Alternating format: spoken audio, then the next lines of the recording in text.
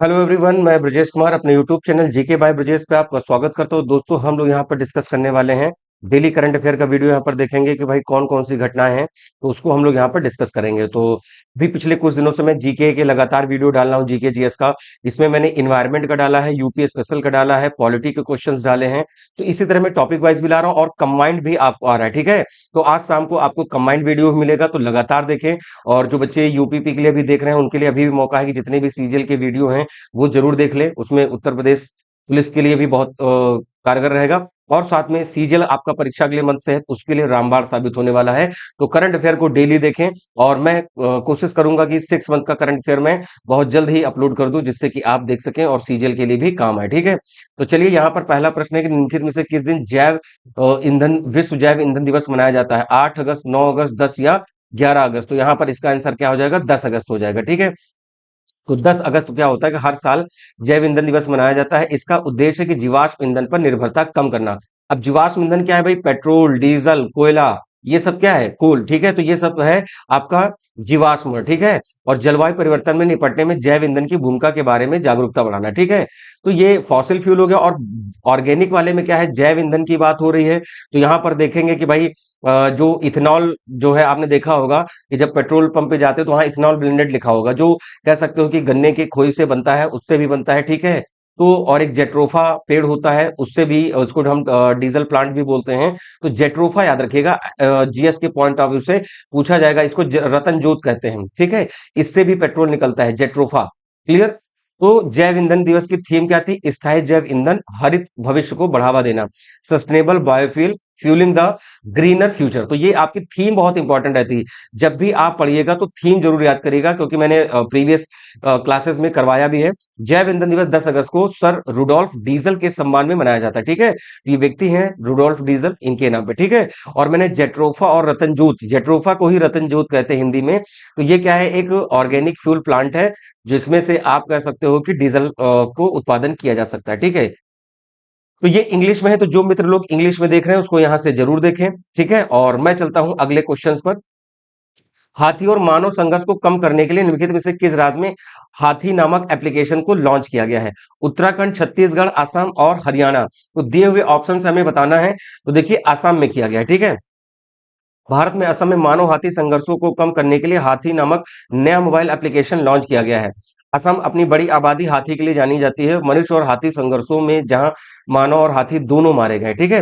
होता क्या है कि मान लीजिए रोड है और इधर बीच में, इधर इधर साइड में जंगल है, ठीक है। और किनारे किनारे पे लोगों घर है। तो ये क्या होता है कि हाथी वगैरह बीच पे आ जाते हैं, ठीक है। ट्रैक है तो ट्रैक पे आ जाते हैं। तो इस तरह से ट्रेन के सामने आने से भी इनकी मृत्यु हो जाती है। फिर जब कई आदमियों पर अटैक कर देते हैं, तो आदमी भी अपने बचाव पक्ष में करने करने के चक्कर में हाथी की जान चली जाती है, ठीक है। कुछ तालाब, गड्ढे होते हैं जिसमें हाथी गिरकर मर जाते हैं। तो ये सब देखिए यहाँ पर इसलिए प्रयास किया गया है। असम, और असम का एक फेमस जो है नेशनल पार्क है काजीरंगा, ठीक है। यहीं पर मानस भी है, ये भी याद रखिएगा। तो कुछ फेमस है वहां पर। और मैंने इन्वायरमेंट का एक वीडियो अपलोड किया था, उसको जाकर आप जरूर देखें, ठीक है। अगले प्रश्न की तरफ बढ़ेंगे। किस दिन विश्व सिंह दिवस यानी विश्व लायन डे सेलिब्रेट करते हैं? 8, 9, 10 या 11 अगस्त? तो यहाँ क्या हो जाएगा? 10 अगस्त। तो अगस्त को हर साल विश्व में शेर दिवस मनाया जाता है, ठीक है। और विश्व भर में शेरों की घटती आबादी को देखते हुए बिग कैट रेस्क्यू के दिन मनाने की शुरुआत हुई थी। इसकी स्थापना डेरेक और बेवर्ली जॉवेट ने की थी, जिन्होंने शेरों की घटती आबादी। अब देखिए, एक फेमस बात बताएं। एक इंडिया में पड़ता है गिर फॉरेस्ट, ठीक है। क्या पड़ेगा? गिर फॉरेस्ट पड़ेगा।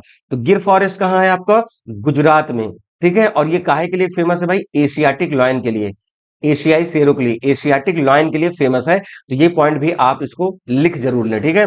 चलिए, अगले प्रश्न की तरफ बढ़ेंगे। ये यहाँ पर इंग्लिश में लिखा है, तो जो पॉइंट अगर आपको समझ नहीं आ रहे हैं तो उसको यहां से जरूर देखें।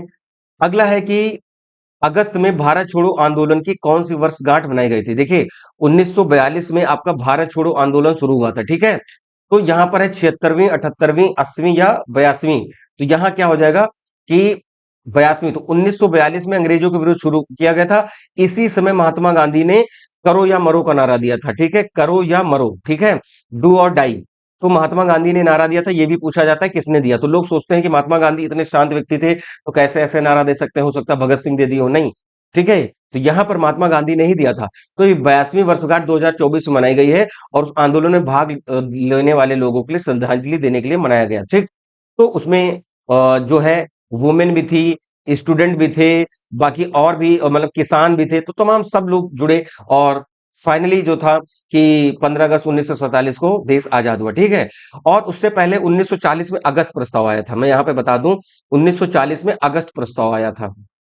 ठीक है, और एक क्रिप्स मिशन आया था, ये भी फेल हुआ था क्रिप्स मिशन। और एक 1946 का बहुत फेमस है कैबिनेट मिशन। ठीक है, इसी के बिना पर इंडिया विभाजित हुआ था, कैबिनेट मिशन। ये भी याद रखिएगा कि कैबिनेट मिशन कब आया हुआ है, तो ये पॉइंट भी आप याद रखिएगा। और अगर आपको पीडीएफ चाहिए तो टेलीग्राम ग्रुप से जुड़ जाइए, पीडीएफ में वहां पर प्रोवाइड कर दूंगा। बट मैं अभी तक पीडीएफ इसलिए नहीं भेज रहा था क्योंकि आपको पता है कि क्वेश्चंस पे मैं जो लिखा होता है स्क्रीन पे उससे ज्यादा कहीं मैं कुछ बताता हूं तो वो आपके लिए इंपॉर्टेंट है। तो अब ये मैं लिखने लगा हूं तो आपको मैं वो शेयर कर दूंगा। ठीक है, चलिए आगे है। तो रेसलिंग में ओलंपिक मेडल कुछ आए हैं, देखिए कब कब आए हैं। Helsinki Olympic KD Jadhav bronze medal. Beijing, Helsinki मतलब जगह है, ठीक है। बीजिंग ओलंपिक में सुशील कुमार ब्रॉन्ज मेडल 2008। फिर यहाँ पर देखिए मैं कलर चेंज कर लेता हूँ क्योंकि ये भी येलो से ही लिखा हुआ है। ठीक है, तो चलिए इसको ले लेते हैं, ये दिखेगा। ठीक है, तो यहाँ पर लंदन ओलंपिक यहाँ पर गैप है। फिर लंदन ओलंपिक में Sushil Kumar silver medal, Yogeshwar Dutt bronze medal, ये कुश्ती से है। ठीक है, रियो ओलंपिक साक्षी मलिक जो यहाँ पे है ब्रॉन्ज मेडल। ठीक है, ये भी रेसलिंग में रही है। Ravi Dahiya silver medal, Bajrang Punia bronze medal, Aman Sehrawat, तो ये सब रेसलिंग के ही हैं। तो यहाँ पर सब जगह लिखा हो सकता है मैच दी फॉलोइंग आ जाए, तो आप इसको यहाँ से मित्रों यहाँ से नोट कर लें, एक साथ मैंने दे दिया है। ठीक है, अगला है किस देश में विश्व दूरसंचार मानकीकरण सभा को 2024 की मेजबानी करी? अमेरिका है ऑप्शन में, अमेरिका, भारत, चाइना या फिर फ्रांस। ठीक है, दूर संचार में बताना है, टेलीकम्युनिकेशन में, तो यहां पर क्या है, इंडिया ने किया है। ठीक है, 15 से 24 अक्टूबर तक नई दिल्ली में दूर संचार के मानकीकरण के आयोजन करेगा। दूर संचार की घोषणा, इस योजना के पहले 14 अक्टूबर को वैश्विक मानक संगोष्ठी का आयोजन किया जाएगा। ठीक है, अच्छा अक्टूबर मंथ में एक और इंपॉर्टेंट डे पड़ता है, 31 अक्टूबर। 31 अक्टूबर को क्या होता है भाई, राष्ट्रीय एकता दिवस, नेशनल यूनिटी डे, राष्ट्रीय एकता दिवस। ठीक है, तो एकता दिवस यहां पर मैं लिख देता हूं, थोड़ा सा आगे बढ़ गए।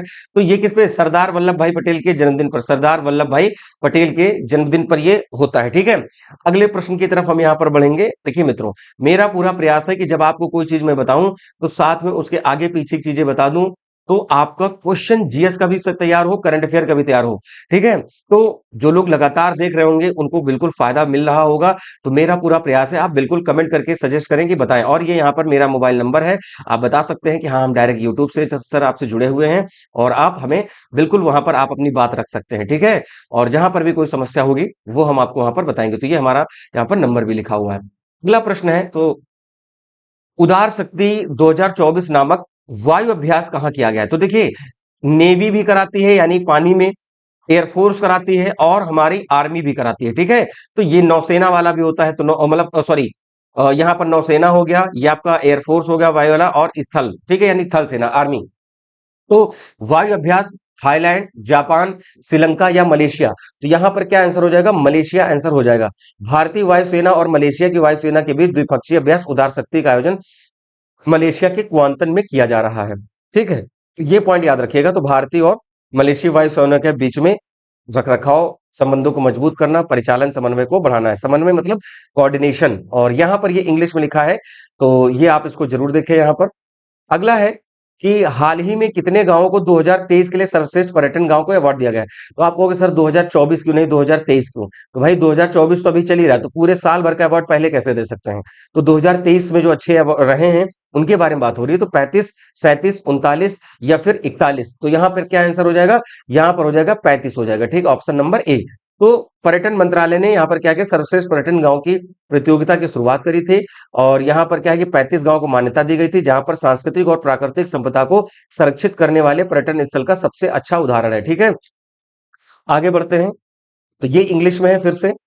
नेक्स्ट है कि रिजर्व बैंक ने यूपीआई भुगतान की सीमा 1 लाख से बढ़ाकर कितनी करी है? ठीक है, आरबीआई के बारे में बात कर लें थोड़ा सा। आरबीआई, तो इसका जो हेडक्वार्टर है वो मुंबई में मिलता है। कहां मिलेगा दोस्तों? मुंबई में मिलेगा। ठीक है, और आरबीआई के प्रेजेंट टाइम के गवर्नर जो है शक्तिकांत दास है। कौन है? शक्तिकांत दास है, ये भी याद रखिएगा। क्लियर? तो जब आप नोट देखिएगा कि नोट पर साइन होगा, मैं धारक को इतने रुपए अदा करने का वचन देता हूं, तो उसमें आरबीआई गवर्नर शक्तिकांत दास के ही साइन होंगे। ठीक है, तो यहां पर पूछा जा रहा है, अब आरबीआई के बारे में मैंने बता दिया है, तो 1 लाख से बढ़ाकर सीमा कितनी करी गई है, 5 लाख कर दी गई है। ठीक है, तो यहां देखिए गवर्नर लिखा है कि आरबीआई के गवर्नर शक्तिकांत दास ने डिजिटल पारिस्थितिकी तंत्र को बढ़ावा देने के लिए, यानी हमें डिजिटल ट्रांसपेरेंसी मेंटेन रखना है कि आपने किसी को पैसा दिया, उसमें कोई धोखाधड़ी ना हो, तो उसमें 1 लाख से लिमिट बढ़ाकर, अब इसके अलावा चेक क्लियरेंस के चक्र को 2 दिवसों से घटाकर कुछ घंटों में कर दिया। यानी अब चेक जैसे आपने जमा किया, तो चेक को क्लियर होने में आपको पहले 2 दिन चला जाता था, आपने आज लगाया तो 1-2 दिन बाद पैसा आता था। ठीक है, कभी कभी 2 दिन के ऊपर भी हो जाता था, लेकिन अभी क्या है कि इसको कह रहे हैं कि कुछ घंटे में ही क्लियर कर देंगे, तो उसके लिए एक अलग डेस्क बनाएंगे जो केवल चेक ही क्लियर कर रहे होंगे। ठीक है, तो ये यहां पर हो गया, 1 लाख से बढ़ाकर 5 लाख किया गया है। ठीक है, और रेपो रेट क्या है कि भाई 6.5% है, ये भी याद रखिएगा। अगला है, पेरिस ओलंपिक 2024 के समापन समारोह में मनु भाकर के साथ दूसरा भारतीय ध्वजवाहक किसे चुना गया? तो देखिए पीआर श्रीजेश को चुना गया है। पीआर श्रीजेश क्या है भाई, हॉकी के क्या है, हॉकी के ये थे, क्या नाम है, गोलकीपर थे। ठीक है, ये पॉइंट याद रखिएगा। लेकिन अब आपको हम यहाँ पर एक बात बताएंगे, अब आपको कि थे का क्या मतलब है। थे का मतलब है कि इन्होंने संन्यास ले लिया, कहा कि भाई अब हम हॉकी नहीं खेलेंगे, देश को सेवा हमने जितना हो सकता था संभव अपने स्वास्थ्य परिस्थिति के अनुसार हमने दिया है, और अब युवाओं को मौका मिलना चाहिए, ऐसा इनका कहना है। तो यहाँ पर पी आर श्रीजेश ऑप्शन होगा, तो मैं दूसरे ऑप्शन को यहाँ पर नहीं पढ़ रहा हूँ। ठीक है, प्रसिद्ध hockey goalkeeper P R Sreejesh को ओलंपिक खेल समापन समारोह में स्टार निशानेबाज मनु भाकर के साथ शामिल किया गया था। ठीक है, ठीक है, भारत को कांस्य पदक दिलाने दिलाने में पी आर श्रीजेश का महत्वपूर्ण योगदान रहा था। ठीक है, अगले प्रश्न में, किसे भारत का सबसे प्रभावशाली महिला नेता के रूप में चुना गया है? Who among the following has been chosen the most influent women leader the in India? Nisaba Godrej, Amita Birla, Roshni Nadar, Malhotra, Sushila Devi Singhania. तो यहां पर देखिए क्या आंसर हो जाएगा, यहां आंसर हो जाएगा आपका रोशनी नडार मल्होत्रा। तो Barclays private clients Hurun India report के अनुसार एससीएल की चेयरपर्सन रोशनी नडार मल्होत्रा, तो एससीएल इसकी ये है चेयरपर्सन, भारत की सबसे प्रभावशाली महिला नेता चुना गया है। और नडार परिवार का कारोबार यहाँ पर क्या है कि 4,30,600 करोड़ रुपए का है, जिसे बढ़ाने में रोशनी नडार ने महत्वपूर्ण भूमिका निभाई है। ठीक है, और फ्रांस के सर्वोच्च नागरिक सम्मान से भी, जो Legion of the order of France का सम्मान है, उससे इनको सम्मानित भी किया गया है। अगला है कि किसे सशस्त्र बल चिकित्सा सेवाओं के लिए महानिदेशक किया गया है, यानी कि director general of the arm force services, Vibhuti Bhushan Nayak, Anupam Kapoor, K Kailash नाथ, या संजय शुक्ला। तो यहां पर क्या आंसर हो जाएगा, अनुपम कपूर आंसर हो जाएगा। तो हाल ही में अनुपम कपूर को अस्पताल सेवाओं के महानिदेशक के रूप में नियुक्त किया गया है। सर्जन वाइस एडमिरल अनुपम कपूर को पश्चिमी नौसेना कमांड के मेडिकल ऑफिसर के रूप में सेवा देने का महानिदेशक के पद के रूप में नियुक्त किया गया है। ठीक है, ये एक प्रसूति और स्त्री रोग विशेषज्ञ हैं। प्रसूति मतलब जब बच्चे का जन्म होने वाला होता है, या जच्चा बच्चा कह सकते हो, तो यहाँ पर बच्चे से संबंधित है। ठीक है, फ्लैग ऑफिसर अनुपम कपूर को 27 जून 1987 को भारतीय नौसेना में कमीशन किया गया है, जो एक्स्ट्रा पॉइंट भी यहाँ पर है। ठीक, आगे है कि हाल ही में किसे कर्मचारी राज्य बीमा निगम के महानिदेशक के रूप में नियुक्त किया गया है? कर्मचारी, अब देखिए जो स्टेट एम्प्लॉय होते हैं उनको क्या है, कुछ फ्री हेल्थ सर्विस मिलती है, तो वो अस्पताल में जाकर इलाज कर सकते हैं, उनका एक कार्ड बना होता है और वहां पर जाना इलाज करा लेते हैं। तो इसके जो डीजे है कर्मचारी राज्य बीमा निगम के, राजेंद्र कुमार, अशोक कुमार सिंह, अरुण सिंघल और गुरमीत भाटिया। तो यहाँ क्या हो जाएगा, अशोक कुमार सिंह हो जाएंगे। तो हाल ही में अशोक कुमार सिंह को कर्मचारी राज्य बीमा निगम का महानिदेशक नियुक्त किया गया है। 1999 बैच के ये आईएएस अधिकारी हैं। कर्मचारी राज्य बीमा निगम के जो यहाँ पर महानिदेशक पद पर कमल किशोर सोन का ये स्थान लेंगे। ठीक है, और कर्मचारी राज्य बीमा निगम की जो स्थापना है 25 फरवरी 1952 को करी गई थी, और भारत सरकार के श्रम और रोजगार मंत्रालय के पास है कर्मचारी राज्य बीमा निगम का स्वामित्व। तो ये मंत्रालय भी आपसे कभी कभी पूछ सकते हैं, भाई लेबर है, श्रम करेगा थक जाएगा, तो इलाज कराने कहाँ जाएगा, राज्य बीमा निगम के पास जाएगा। ये बीमा इंश्योरेंस वाला नहीं है। ठीक है, ये याद रखिएगा। अगला, किस शहर में 16वां वैश्विक मेडिटेक सम्मेलन का आयोजन किया गया है? 16वां वैश्विक मेडिटेक, जोधपुर, कोलकाता, नई दिल्ली, या फिर विशाखापत्तनम। तो यहाँ पर वैश्विक मेडिटेक जो है वो नई दिल्ली में किया गया है। वैश्विक मेडिटेक सम्मेलन 2024 का आयोजन नई दिल्ली में किया गया है। केंद्रीय मंत्री जितेंद्र सिंह ने नई दिल्ली में ग्लोबल मेडिटेक 2024 को संबोधित किया है। ठीक है, उन्होंने कहा कि जैव निर्माण और जैव फाउंड्री 2014 में $10 बिलियन से बढ़कर 2024 में $130 बिलियन हो गए। तो यानी उन्होंने 10 साल का टारगेट भी बताया है। ठीक, अगला प्रश्न यहाँ पर हम लोग डिस्कस करेंगे कि किस दिन अंतरराष्ट्रीय, यहाँ पर बात हो रही किस दिन अंतरराष्ट्रीय आदिवासी दिवस मनाया जाता है। तो यहाँ पर हम देखेंगे कि इंटरनेशनल ट्राइबल डे कब सेलिब्रेट किया जा रहा है। तो यहाँ पर 8, 9, 10 या 11 अगस्त। तो यहाँ पर क्या हो जाएगा, 9 अगस्त हो जाएगा। तो हर साल 9 अगस्त को यहाँ पर क्या होता है कि 9 अगस्त को अंतर्राष्ट्रीय आदिवासी दिवस मनाते हैं। 1994 को संयुक्त राष्ट्र महासभा ने एक प्रस्ताव पारित करके 9 अगस्त को स्वदेशी लोगों का अंतर्राष्ट्रीय दिवस घोषित किया गया था। ठीक है। और 1992 में जिनेवा स्विट्जरलैंड में पहली बैठक आयोजित की गई थी। ये भी पॉइंट आपको याद रखना है। अगले प्रश्न की तरफ बढ़ते हैं। हाल ही में किस राज्य ने भारत के पहले राइस एटीएम को लॉन्च किया है? इसके बारे में मैंने एक दिन बात करी थी। ठीक है। तो यहाँ पर उड़ीसा, बिहार, वेस्ट बंगाल, देखिए झारखंड। तो यहाँ पर मान लीजिए एक एटीएम लगा है, एटीएम लगा हुआ, ठीक है। और आप यहाँ पे आप खड़े हैं झोला लेकर, झोला, बोरी, बोरा, जो भी समझते हैं। तो यहाँ पर क्या है कि आप अपना कार्ड लगाएंगे और आपका कार्ड जो है वो आधार कार्ड, राशन कार्ड किसी से लिंक होगा। और जितना किलो मेंशन होगा, मान लीजिए आपको 3.5 केजी देना, तो यहाँ से ढक्कन ओपन होगा, 3.5 केजी आपके बोरे में या झोले में गिर जाएगा और आप उसको लेकर चले आइए। ठीक है। तो ये भी माध्यम सही है कि लोग भीड़ नहीं लगाएंगे और अपने समय के अनुसार महीने में एक बार जाकर ले सकते हैं। ठीक है। तो एक या जो भी प्रावधान किया गया, तो उड़ीसा इसका आंसर होगा। और इसको मैंने पहले बताया भी, उड़ीसा के पहले राइस एटीएम को लॉन्च किया है और मशीन को अन्नपूर्ति अनाज एटीएम के नाम से जाना जाता है। अन्नपूर्ति अनाज एटीएम भी ये याद रखिएगा। ठीक है। पीडीएस को बदलने के लिए डिजाइन किया है पब्लिक डिस्ट्रीब्यूशन सिस्टम, सार्वजनिक वितरण प्रणाली। इसमें कह रहे हैं 0.01% की न्यूनतम त्रुटि के साथ 50 किलोग्राम तक चावल वितरित किया जा सकता है, यानी 50 किलो चावल। मैंने 3.5 एग्जाम्पल लिया था। ये मत सोचना सर 3.5 किलो तो आप अकेले खा जाते होंगे, है ना। ठीक है, नहीं आप खा सकते हैं, लेकिन मुद्दा यह है कि 50 किलोग्राम तक की मिल सकता है। अगला है, हाल ही में किस देश में राष्ट्रपति द्रौपदी मुर्मू को सर्वोच्च सम्मान दिया गया है? जापान, तिमोर लेसे, न्यूजीलैंड या फिर सिंगापुर। इनमें से क्या आंसर होगा? द्रौपदी मुर्मू।